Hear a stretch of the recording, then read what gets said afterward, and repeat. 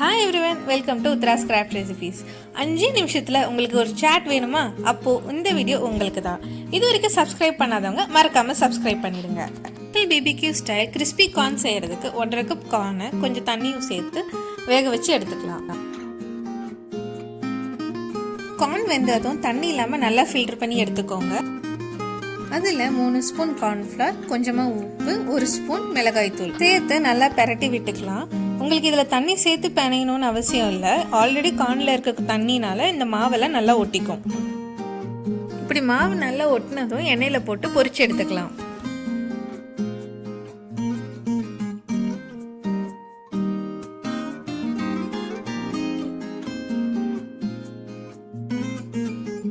சீசனிங்க்கு 1 spoon ஜீரகத்தூள், 1 spoon chat masala, 1 spoon மிளகாய்த்தூள், கொஞ்சமாக உப்பு சேர்த்து கலந்து வச்சுக்கலாம்.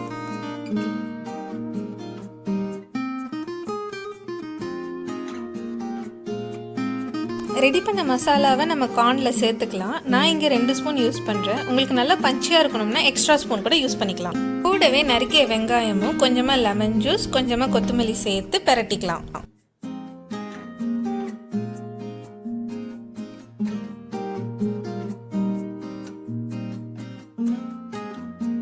இதோ நம்ம national BBQ style crispy corn chaat ready.